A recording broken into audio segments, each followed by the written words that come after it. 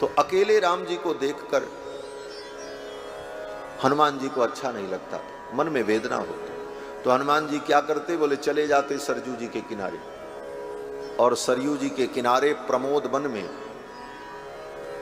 One में सरयू के तट पर बैठ जाते और दोनों हाथ में करताल लेकर सरयू जी का दर्शन करते हुए,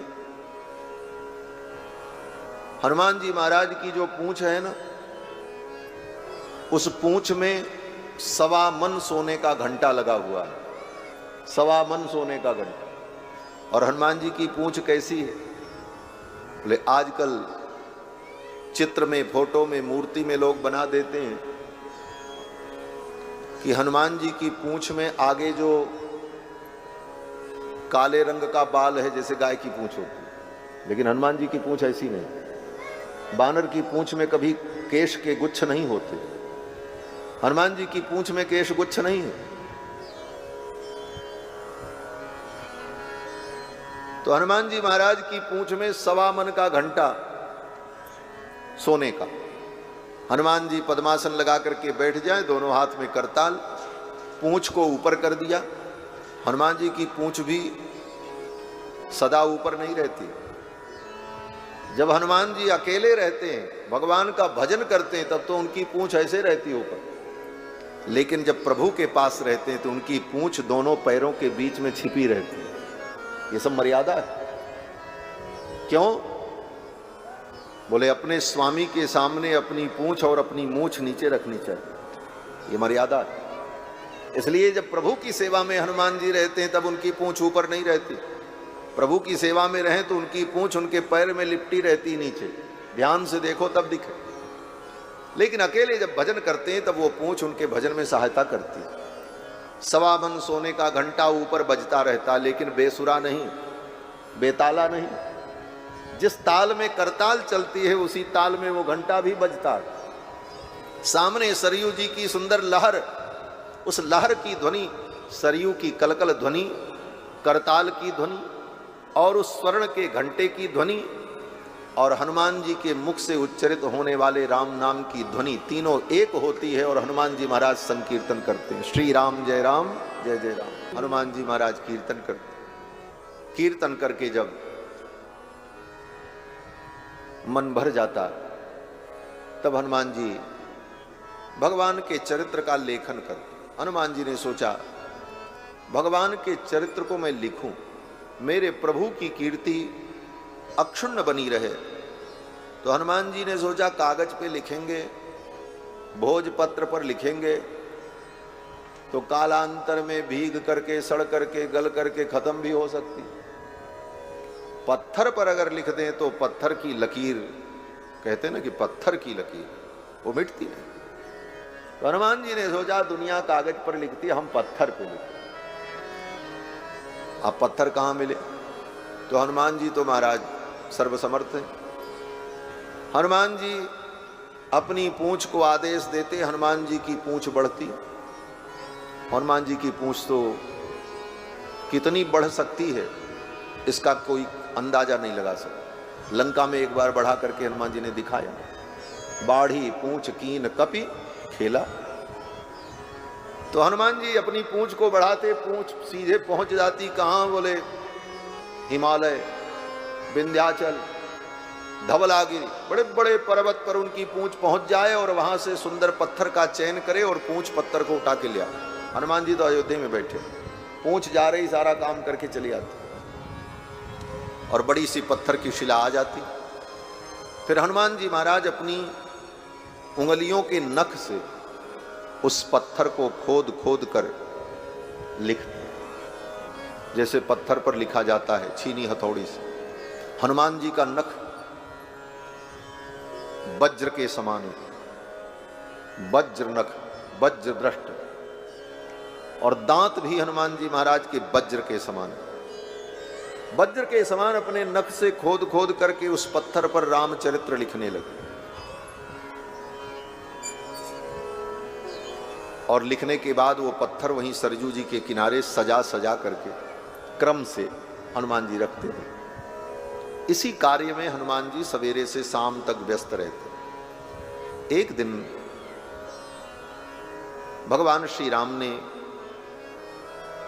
भैया भरत से पूछा, भरत आजकल हनुमान जी बहुत कम दरबार में आते हैं, क्या बात, कहाँ रहते हैं? बुलाओ तो आते हैं, अपने से नहीं आते,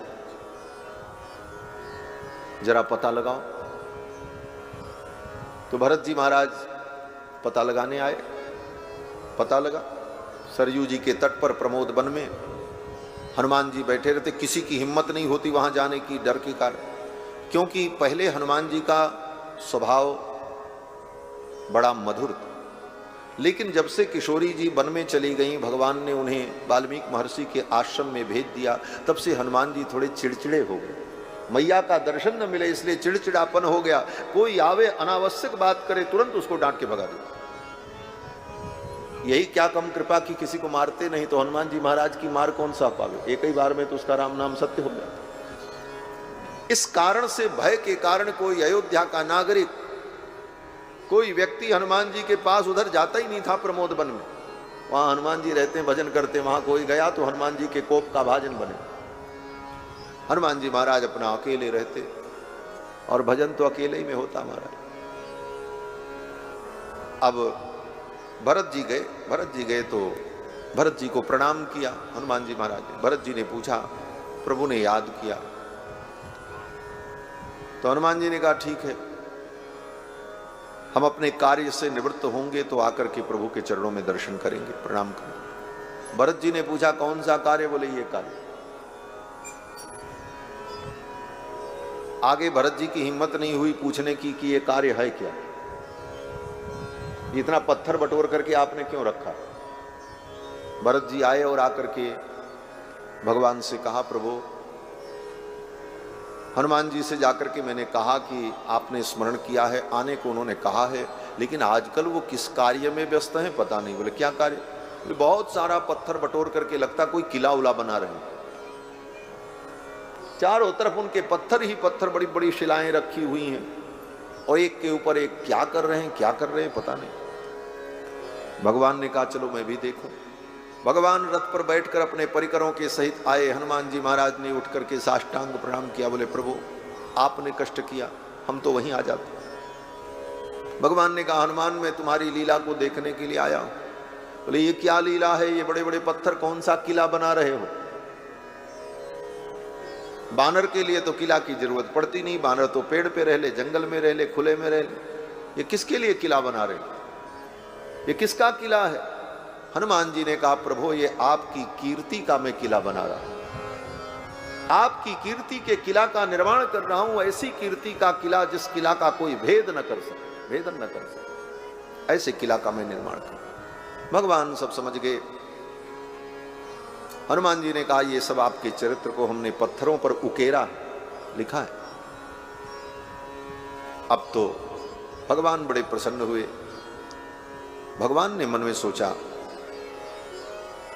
कि ये रामायण हनुमान जी जो लिख रहे हैं, ये रामायण अगर हनुमान जी ने लिख दिया और पत्थर पर, और ये धरती पर सुरक्षित रहा, तो सर्वश्रेष्ठ रामायण होने का वरदान जो वाल्मीकि जी को प्राप्त है, और उनकी रामायण समस्त रामायण का उत्स होगी, ये श्रेय वाल्मीकि को नहीं मिलेगा। ब्रह्मा जी का वरदान व्यर्थ हो जाएगा। हनुमान जी के सामने, इनकी लेखनी के सामने किसकी लेखनी टिकेगी? तो भगवान ने हनुमान जी से कहा, हनुमान ये तुम लिखना बंद कर दो। हनुमान जी ने कहा, क्यों? तो भगवान ने हनुमान जी को बड़ी चतुराई से समझा दिया। बड़े लोग बड़े बुद्धिमान होते हैं, किसी भी बात को किसी भी प्रकार से सिद्ध कर सकते हैं। भगवान ने भी सिद्ध कर दिया। भगवान ने कहा, देखो हनुमान, ये मेरा चरित्र है। बोले, हाँ। बोले, मेरा चरित्र मेरा ही स्वरूप है। बोले, हाँ। तो जो आदर मेरे प्रति हो मेरे चरित्र के प्रति भी हो। बोले, हाँ। तो रामायण ग्रंथ मेरा ही स्वरूप है। हनुमान जी ने कहा, हाँ। जैसे भागवत भगवान का विग्रह है, वैसे रामायण भी राम जी का विग्रह। तो भगवान ने कहा, हनुमान तुमने पत्थर पर तो लिख डाला, बड़ा अच्छा किया, लेकिन ये पत्थर किसी पुस्तकालय में तो रखे नहीं जा सकते। आदर पूर्वक इन पत्थरों को किसी पुस्तकालय में तो सुरक्षित किया नहीं जा सकता। ये खुले मैदान पे रहेंगे, इस पर पशु पक्षी बैठेंगे, मलमूत्र का त्याग करेंगे, धूल पड़ेगी, कचरा पड़ेगा, कितने लोगों के पैर भी पड़ेंगे, तो क्या ये मेरे चरित्र का अनादर नहीं होगा? हनुमान जी तो चुप हो गए। हनुमान जी ने कहा, प्रभु ऐसा तो मैंने सोचा ही नहीं था। बोले, हनुमान ये लिखा तो तुमने बहुत अच्छा, लेकिन ये पत्थरों पर जो लिखा ये मेरे चरित्र का अनादर होगा, ये दोष हो जाएगा, इसलिए मैं कहता हूं ये लिखना बंद कर दो। और दूसरा कोई उपाय नहीं था हनुमान जी को रोकने का, बंद कराने का। तो हनुमान जी ने कहा, प्रभु अब तो जो लिख दिया सो लिख दिया, इसे क्या करें? तो भगवान ने कहा, इन पत्थरों को उठा करके सुरक्षित समुद्र के अंदर डाल दो। समुद्र के अंदर ये पत्थर रहेंगे तो सदा समुद्र के जल से सिंचित होते रहेंगे, वहां पर किसी का पैर भी नहीं पड़ेगा, कोई अपमान अनादर की बात भी नहीं होगी। इन सारे पत्थरों को समुद्र में पधरा दो। हनुमान जी ने कहा, प्रभु जैसी आज्ञा। हनुमान जी ने अपनी पूंछ से एक एक पत्थर को उठाकर पहले अपने सिर पर रखा, प्रणाम किया, फिर उन पत्थरों को उठा उठा करके समुद्र में पधरा दिया। जब समुद्र में पधरा दिया, फिर हनुमान जी महाराज ने सोचा, अब ये लिखने पढ़ने का काम बंद, ये लिखना पढ़ना पंडित का काम, भजले साधु सीताराम। हम तो साधु, साधु का काम तो सीता ही राम करना। बोले, हम तो सीताराम करें, ये सब पंडित लोगों का काम है, वाल्मीकि जी लिखें, वेद व्यास लिखें, ये हमारा कार्य। हनुमान जी महाराज तो भजन में लग गए। कालांतर में वो पत्थर जो समुद्र में थे, राजा भोज के काल में कुछ प्रस्तर खंड समुद्र में वो प्राप्त हुए। फिर उन्होंने उन पत्थरों का अन्वेषण कराया और कुछ ही पत्थर मिले जिस पर कुछ श्लोक थे। उन श्लोकों का संग्रह किया और संग्रह करके एक पुस्तक के रूप में प्रकाशित किया जिसका नाम हनुमान नाटकम। तो ये हनुमान जी के द्वारा रचित हनुमान नाटकम रामायण।